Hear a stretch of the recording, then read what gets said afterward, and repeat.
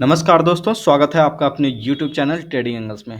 दोस्तों, आज हम बात करेंगे एक ऐसे स्टॉक की जो एक समय पे काफ़ी ज़्यादा जो है लोगों का चर्चा का विषय बना था। लोग उसके अंदर काफ़ी ज़्यादा इंटरेस्ट दिखा रहे थे, लेकिन वो स्टॉक जो है ऊपर से नीचे आता ही रह गया। तकरीबन कई सालों तक वो नीचे आता रह गया और 2020 के फॉल में वो जो है नीचे आकर के तकरीबन 20-30 पैसे के आसपास का वो लो लगाया। तो उसके अंदर जो है यहाँ पर कई सारे लोग जो है ट्रैप हो जाते हैं। कई बार वो सोचते हैं कि स्मॉल कैप वाले स्टॉक अगर हम ले लें तो वहाँ पे जो है हमें बहुत ज़्यादा मुनाफा मिल जाएगा। लेकिन दोस्तों, यहीं वो गलती कर जाते हैं, क्योंकि स्मॉल कैप इंडेक्स के अंदर अगर आप देखें और उसके स्टॉक्स को देखें तो उसके अंदर चाल तो बहुत तेज आती है, लेकिन जब गिरावट आती है तो उससे भी ज़्यादा कई बार आती है। कई सारे स्मॉल कैप स्टॉक्स ऐसे भी होते हैं जो चलने के वक्त तो बहुत ज़्यादा चल जाते हैं, लेकिन जब गिरने का समय आता है तो जो है वो बिल्कुल नीचे-नीचे ही खड़े रहते हैं। जैसे कि आप कई सारे स्टॉक्स देख रहे होंगे जिसके अंदर की मतलब आपने देखा होगा सुज़लोन एनर्जी को, जयप्रकाश पावर वेंचर को, जेपी एसोसिएट को। तो इस तरीके के जितने भी सारे स्टॉक्स थे जो 2008 के अंदर जो है काफ़ी ज़्यादा मतलब चर्चा का विषय बने हुए थे, लोगों के फेवरेट हुआ करते थे, वो सारे स्टॉक्स जो है आज किस हालत में हैं आप वो अच्छी तरीके से जानते हैं। तो दोस्तों, हम बात करेंगे उसी में से एक स्टॉक जयप्रकाश पावर वेंचर की। तो दोस्तों, उसके अंदर हम देखेंगे कि आगे उसमें क्या संभावनाएँ हो सकती है, उसके बैलेंस शीट को देखेंगे। तो वीडियो काफ़ी इंटरेस्टिंग होने वाला है, इसमें अंत तक बने रहिए।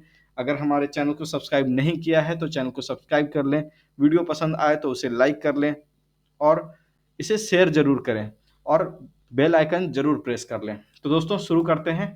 इसके अंदर सबसे पहले अगर हम लोग वीकली चार्ट्स पर आएँ, ये जयप्रकाश पावर वेंचर का वीकली चार्ट है। वीकली चार्ट के अंदर आप देख पा रहे होंगे इस जगह पे कि यहाँ पे ये स्टॉक तकरीबन आपको रेट दिख रहा होगा 2008 के समय का, जो कि ये ₹137 के आसपास हुआ था। हालाँकि ये स्प्लिट भी हुआ है दोस्तों, जो यहाँ पर अभी वो नहीं शो हो रहा है किसी की वजह से। तो ये स्प्लिट हुआ था और 2008 के समय में ये तकरीबन ₹1200-1300 के आसपास का हुआ करता था। तो उस जगह पर जो है हम लोग यहाँ पर कई बार देखते थे और लोगों को लगता था कि ये और ज़्यादा चलेगा, 5000 का हो जाएगा, 10,000 का हो जाएगा, क्योंकि वो समय ऐसा चल रहा था 2008 का, जहाँ पे कि लोग जो है बिल्कुल पागलों की तरह उसके पीछे पड़े हुए थे और बस लेने की बातें कर रहे थे कि हमें हमारे पास ये माल होना ही चाहिए, चाहे कुछ भी क्यों ना हो। तो ये गलत चीज़ है दोस्तों, मार्केट के अंदर कभी भी आपकी रिजिडिटी काम नहीं करती। आपको रिजिड नहीं होना है किसी भी चीज़ को लेकर के, और जिन लोगों ने यहाँ पे रिजिडिटी दिखाई, आप देख पा रहे होंगे कि वो वहाँ से कितना ज़बरदस्त ट्रैप हो गए। आपका तकरीबन अगर यहाँ से देखा जाए तो ₹144 का माल हुआ करता था, ये स्टॉक हुआ करता था और ये तकरीबन ₹0.36 पे जा कर के पहुँच गया। तो इतने सालों के अंदर लोगों ने इसके अंदर नेगेटिव रिटर्न कमाए और 99.75% का पैसा डूब गया, ठीक है? तो इतना ज़्यादा नेगेटिव रिटर्न आपको मिला, यानी कि आप कितना भी पैसा लगा देते, लाख रुपए भी लगाते, तब भी वो मुश्किल से 200 से ₹300 या ₹500 के आसपास आपका बना होता। तो इसलिए कहता हूँ दोस्तों कि कभी भी स्मॉल कैप स्टॉक आप चुनिए, तो स्मॉल कैप के अंदर जो अच्छी कंपनी है या स्टॉक जब तक चल रहे हों, ज़्यादातर कोशिश कीजिए तभी तक उसके प्रॉफ़िट्स बुक करने के, उसमें ट्रैप कम से कम होने की कोशिश कीजिए। तो दोस्तों, इसके अंदर लेवल्स की अगर हम बात करें, जैसा कि आप यहाँ देख पा रहे होंगे, 2020 के अंदर ये स्टॉक 0.45 425 के आसपास का लगभग था, जहाँ से बाइंग का इसके अंदर सिनेरियो बना और आप देख रहे होंगे कि 45 पैसे का स्टॉक जो है यहाँ से आपका हो गया तकरीबन ₹6 का और ये 1400% का रिटर्न दिया, यानी कि अगर आप लाख रुपए लगाते तो आपको 14 लाख रुपए का रिटर्न इस पे मिल जाता। लेकिन क्या हुआ कि कई सारे लोग जो है इसमें देरी से एंटर किए। अभी क्या होता है कि वैसे जगहों पर जो है जब बाज़ार तेज़ी से फ़ॉल कर रहा होता है तो ज़्यादातर लोग भाग जाते हैं और वहाँ पे लेने की वो सोचते नहीं, और वो लेते कहाँ हैं तो थोड़े ऊपर से लेते हैं जब वो काफ़ी ज़्यादा न्यूज़ में आ जाता है। तो हमेशा इस बात को याद रखिए कि जब भी कोई चीज़ें अगर न्यूज़ में आएँगी तो वो चीज़ कभी भी सही तरीके से परफ़ॉर्म नहीं करेगी। ज़्यादातर स्टॉक वैसे ही मल्टी बैगर बनते हैं दोस्तों, जो कि न्यूज़ के अंदर ज़्यादातर दिखाई नहीं जाती। थोड़ा बहुत उनके बारे में चर्चा होता है, ज़्यादातर वो जो है चर्चा का विषय नहीं बने रहते हैं। आप देखे होंगे कि उस स्टॉक के अंदर जो है बिल्कुल बहुत बड़ी-बड़ी चाल बनती है। एक स्टॉक की एग्ज़ाम्पल देते हैं, वैसे तो कई सारे स्टॉक्स हैं। अदानी ग्रीन की मैं बात करता हूँ। आप इसके अंदर देखेंगे कि ये एक अच्छी फंडामेंटल वाली कंपनी थी और आप जो है देखेंगे कि ये ₹30 का स्टॉक था दोस्तों, 30-35 रुपए का स्टॉक था। जब ये 2019 के 8वें महीने में हुआ करता था और ये स्टॉक वहाँ से ₹1900 का हो गया। तो ऐसा नहीं है कि बाज़ार के अंदर पैसा नहीं बनता, स्मॉल कैप जो है स्टॉक्स पैसा नहीं बना कर के देते, वो भी देते हैं।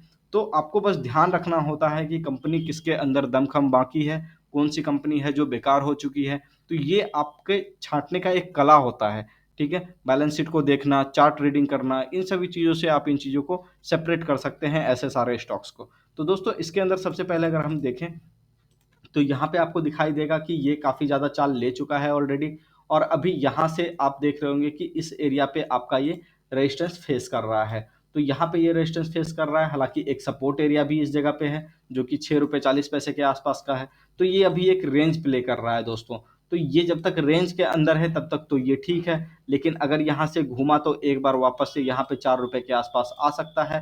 हालाँकि फिर भी अगर इसमें देखा जाए तो इसके फंडामेंटल में कुछ चेंजेस हुए हैं जो मैं आपको आगे बताऊँगा कि इसके अंदर क्या हुआ है।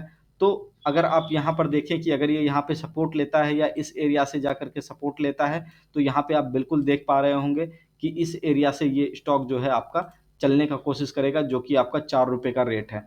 तो ध्यान रखिएगा कि ये ब्रेकआउट जब भी हो ₹11 का, तो ऐसा नहीं है कि आपको जल्दबाज़ी करना है निकलने का। वीकली चार्ट सीधा खोल लीजिए और पिछले वाले जो वीक का लो है, उसको जो है स्टॉप लॉस बना करके हमेशा चलिए, ठीक है? जैसे कि अगर आप मान लीजिए इस स्ट्रैटेजी को यहाँ पे यूज़ करते कि आपने यहाँ पर बाइंग की जैसे, ठीक है? या यहाँ पे बाइंग की, तो वीक के जो पिछले वाले लो होते हैं, उनको अगर आप बना करके रखें, जैसे ये वीक है, ठीक है? ये वीक चल रहा है, तो आप इस वीक के लो को अगर स्टॉप लॉस बना के चलते, तो आप देख पा रहे होंगे कि यहाँ पे ये बाज़ार फिर से सपोर्ट ले लिया और फिर ऊपर चला गया। तो दोस्तों बिल्कुल उसी तरीके से ये जैसे हफ्ता था, तो पिछले वाले हफ्ते पर ये अभी सपोर्ट पे खड़ा है, तो यहाँ से बहुत ज़्यादा संभावना है कि ये ऊपर की तरफ निकले। इस बात की संभावना इसलिए भी ज़्यादा है दोस्तों, क्योंकि निफ्टी के अंदर अभी एक बहुत बड़ी चाल आने वाली है लोकसभा इलेक्शन से पहले-पहले तक और स्टॉक्स के अंदर तो भर-भर के चाल आने वाली है, इतनी ज़्यादा कि आप सोच भी नहीं सकते, ठीक है? तो इसलिए इस पर जो है अपना नज़र बना कर के रखिए। स्टॉक अभी भी कुछ नहीं हुआ है ज़्यादा इसके अंदर, ये आपका चल सकता है ऊपर की साइड पे।